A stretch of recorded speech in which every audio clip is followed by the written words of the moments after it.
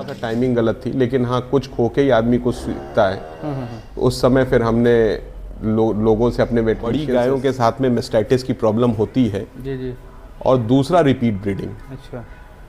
Mastitis से 100 litre तो हमारे फार्म से ही बिक जाता है। बलरामपुर यहाँ के पब्लिक आती है और सुबह शाम लेके जाती है। गायों से शौक आप 4 दिन कर लोगे शौक अपने पैसे पे, लेकिन आप परमानेंट नहीं कर पाओगे। फिर हमने थोड़ा सा उसको कमर्शलाइज करना मोटिव सिर्फ और सिर्फ क्वालिटी मेंटेन है, क्वांटिटी पे कोई मोटिव नहीं है। जी जी। क्वालिटी अगर रहेगी, जितना शौक मुझे गायों का है उतना ही शौक इनको है। अच्छा। मेरा एक बार बताना इन लोगों के लिए वो चीज़ समझ में आ जाती है। हमारे पास करीम की बच्ची है और अथर्व की बछिया है। अच्छा अच्छा।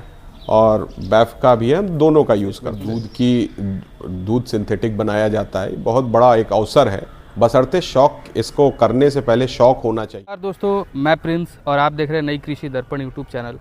तो दोस्तों आज मैं पहुंच चुका हूं उत्तर प्रदेश के बलरामपुर ज़िले में, और आप हमारे पीछे देख रहे हैं केसरी गौशाला, जो कि एक शौक के तौर पे शुरू किया गया था। सर के द्वारा शौक के तौर पे शुरू किया गया था, और आज इसका कमर्शलाइजेशन सर ने किया।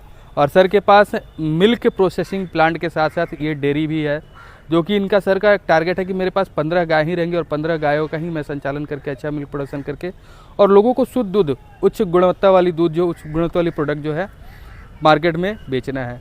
तो सर के पास कितना अनुभव है, सर ने क्या क्या परेशानी फेस किया शुरुआत में, और क्या मार्केटिंग का स्ट्रेटेजी है, क्योंकि मेन मोटो डेयरी में आपको पैसा ही होता है, और पैसा आप जब तक नहीं ले पाएंगे, अच्छी चीज़ें नहीं करेंगे तो आपको पैसा नहीं मिलने वाले। तो चलिए सर का हम पूरा अनुभव लेते हैं।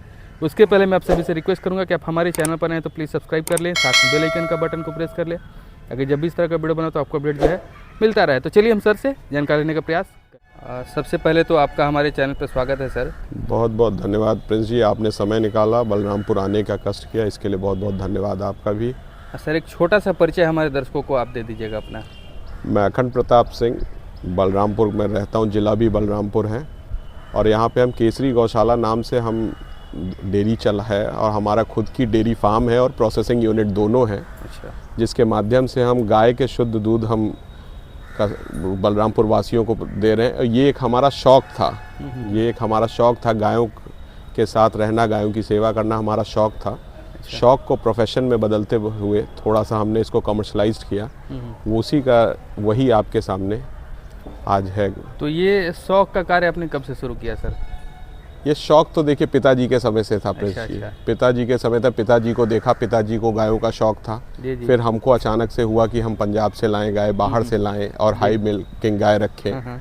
फिर उनको लेके आए, फिर उनके साथ में उसी तरीके से मेहनत करना पड़ता था। गाय लाना आसान है, लेकिन उनको ठीक से उनके साथ सेवा करना उनकी, और उनसे उस तरीके का ईल्ड निकालना सबसे बड़ा चैलेंज होता है। अच्छा। तो उसके लिए हमने फीड और इन सब पे काम करते करते धीरे धीरे ये रूप आया इसका, और आज के तारीख में हम लोग बलरामपुर में करीब हमारे खुद के फार्म का प्रोडक्शन करीब 220 लीटर का है। अच्छा अच्छा। जो बलरामपुर वासी जो शुद्ध दूध ले रहे हैं। तो ये इसमें जैसा कि आपने बताया कि आपको शौक था, तो अनुभव तो होगा नहीं आपको इसका? नहीं, अनुभव तो मैं ये नहीं कहूँगा, हाँ करते करते अनुभव आया। अच्छा। करते करते अनुभव आया, आज के तारीख में अनुभव भी हो गया। तो स्टार्टिंग में मतलब क्या परेशानी आपको हुआ था? जैसे परेशानी हम यही कहेंगे कि जब जानवर अगर ठीक आपके साथ जानवर स्वस्थ है तो कोई परेशानी नहीं है। हाँ। और जानवर अगर अस्वस्थ हो रहा है इन्हीं कारणोंवश तो परेशानियां ही परेशानियां। अच्छा अच्छा। परेशानियां ही परेशानियां हैं। अगर जानवर अस्वस्थ हो रहा है तो ये एक परेशानी है, और इस लाइन में कोई ऐसी परेशानी नहीं है। जानवर स्वस्थ रहे तो परेशानियां ऐसी कहीं आती नहीं है। अच्छा। तो जैसे बहुत सारे लोग डेयरी फार्मिंग या जो इस बिजनेस को शुरुआत करते हैं तो उनको काफ़ी शुरुआत में परेशानी होती है, क्योंकि अनुभव होता नहीं, जैसे पशु का रखरखाव कैसे करना है, रोग वगैरह भी आता है। तो आपके साथ क्या ऐसा आया नहीं आया, ये चीज़ मैं जानना चाहता था। देखिए, जब जानवर हम लेके आए, बाहर की ब्रीड लेके आए, अच्छा, तो दिक्कतें बिल्कुल आई। थोड़ा सा हमारा उस समय टाइमिंग गलत थी कि हम गर्मी में लेके आए थे। अच्छा। थोड़ा सा टाइमिंग गलत थी, लेकिन हाँ कुछ खो के ही आदमी कुछ सीखता है। उस समय फिर हमने लोगों से, अपने वेटरीशियन से लिया, समझा। अच्छा। धीरे धीरे उस पीरियड में थोड़ा सा स्ट्रगल था, लेकिन उसके बाद धीरे धीरे जैसे जैसे हमको भी अनुभव होता गया, चीज़ें सुधरती गई और फिर से चीज़ें अपने कंट्रोल में आ गई। अच्छा। तो आपने बाहर से बताया गाय लेकर, कहाँ से लेकर के आए थे? सर हम पंजाब से लाए थे, सुरेंद्र डेयरी फार्म। सुरेंद्र जी बहुत ही भले आदमी हैं। आज तक हम पंजाब खुद नहीं गए हैं गाय खरीदने, ना हमने कभी। मैं उनकी तारीफ करूंगा, पंजाब में इस चीज़ में बहुत ठगी है, लेकिन सुरेंद्र डेयरी फार्म है। अब उनसे मैंने कई बार, मैं 5-6 बार गाय मंगवा चुका, लेकिन उन्होंने कभी भी गाय गलत नहीं दी। जो कह के भेजा वो गाय यहाँ उतरी। समय लगता है बाहर की गाय लाने में, आप दूसरे दिन से चाह लो कि वो चीज़ रिजल्ट आने लगे तो ये नहीं हो सकता है। 1-1.5 महीना मेहनत करना पड़ता है। तो ये गाय कब लेकर के आए थे आप इन लोगों को? ये सर आती रही है, मतलब फर्स्ट टाइम हम 2017 में लाए थे गाय। अच्छा, पंजाब से? पंजाब से 2017 में हम लाए थे। उसके बाद से कंटिन्यूस 6-7 बार आ चुकी हैं, 3-3, 4-4 गाय। तो वो गाय भी अपने पास फार्म पे रखे हैं जो शुरुआत में लेकर के आए थे, या आपने? उनमें से जो सबसे पहली बार गाय आई थी उसमें से एक गाय है। अच्छा, एक गाय है अभी? एक गाय है, क्योंकि ये पहली गाय थी तो एक हिंदू मेंटालिटी होती है कि इसकी घोड़ी अच्छी है। जी जी जी। तो इसको हम अपने साथ हमेशा से जोड़ के रखे हुए हैं। अच्छा अच्छा। तो अब बात कर लेते हैं, आपने पंजाब से गाय लेकर के आया, क्योंकि पंजाब से गाय लेकर के आना, यहाँ सेट करना काफ़ी कठिन होता है, काफ़ी चैलेंजिंग होता है। तो क्या आपके साथ क्या चैलेंज आया? इसमें सिर्फ एक चैलेंज है, एक क्या मैं 2 कहूँगा, चैलेंज 2 आए। एक तो मेस्टाइटिस। हाँ। बड़ी गायों के साथ में मेस्टाइटिस की प्रॉब्लम होती है। जी जी। और दूसरा रिपीट ब्रीडिंग। अच्छा। मेस्टाइटिस से हमने लड़ाई जीती, थोड़ा सा साफ सफाई, प्रिकॉशन, इन सब चीज़ों को जो हमारे वेटनीशियन ने हमको सजेस्ट किया। और फीड, फिर अच्छी क्वालिटी का फीड, जैसे यहाँ पे कपिला है, ये सब है, इनसे वो प्रोडक्शन नहीं मिला। फीड पे फिर हम लोग आए, अच्छी क्वालिटी का फीड खिलाए, तो हमको उसमें भी रिजल्ट मिलना शुरू हुआ। अच्छा। तो अभी टोटल आपके पास कितनी पशु है सर? हमारे पास में 14 गाय हैं। 14 हैं, और इसमें से खुद की हीफर्स तैयार हुई हैं 4-5। अच्छा। वो भी फर्स्ट लैक्टेशन में बच्चा देने के लिए तैयार हैं। अच्छा। मिल्क का प्रोडक्शन कितना है इन 14 गायों से अभी आपका? सर 9 गाय इसमें से मिल्किंग में है। अच्छा।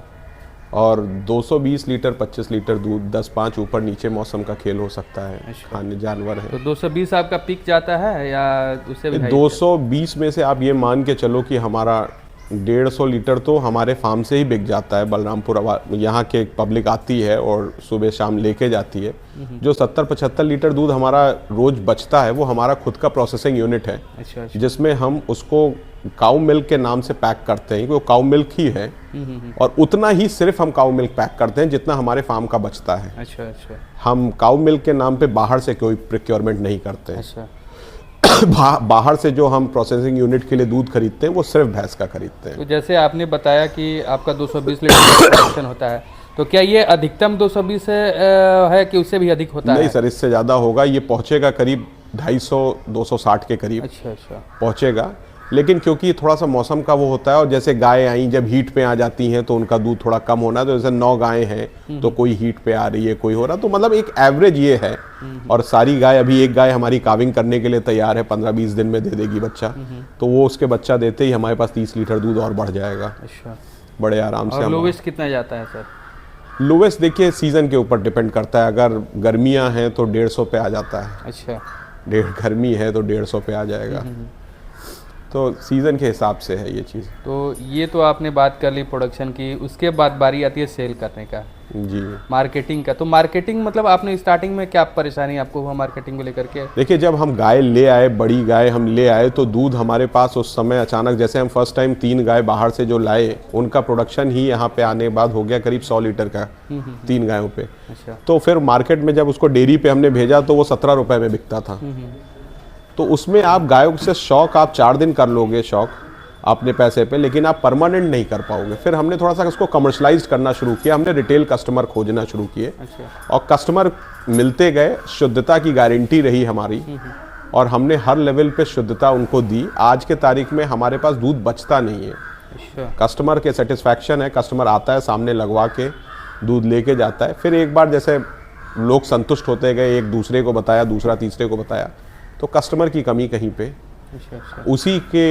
उसी का बेनिफिट हमें मिला। आज हम जो प्रोसेसिंग यूनिट चला रहे हैं उस पे भी हमारा मेन मोटिव सिर्फ और सिर्फ क्वालिटी मेंटेन है, क्वांटिटी पे कोई मोटिव नहीं है। क्वालिटी अगर रहेगी तो वो अपने आप ही क्वालिटी प्रोडक्ट बनेगा, और अपने आप धीरे धीरे जैसे जैसे चीज़ें बढ़ती जाएंगी, हमारी कोशिश है कि देंगे तो सिर्फ क्वालिटी प्रोडक्ट देंगे। अच्छा। तो बहुत सारे लोगों का एक मानना है कि सिर्फ आप दूध दही ये सब बेच करके डेयरी से मुनाफा नहीं ले सकते हो। आपका क्या मानना है सर इस विषय पर? देखिए, मुनाफे का लेवल मैं ऐसे नहीं जोड़ सकता कि दूध दही से किया जा सकता है। जी। मुनाफे का लेवल आपका किस तरीके का स्ट्रक्चर है डेयरी का। जैसे आप सिर्फ रॉ मिल्क का धंधा कर रहे हो तो वो स्ट्रक्चर अलग है। अच्छा। वो आप रॉ मिल्क आप रोज पैदा कर रहे हो, किसान रोज रॉ मिल्क पैदा कर रहा है, बेच रहा है।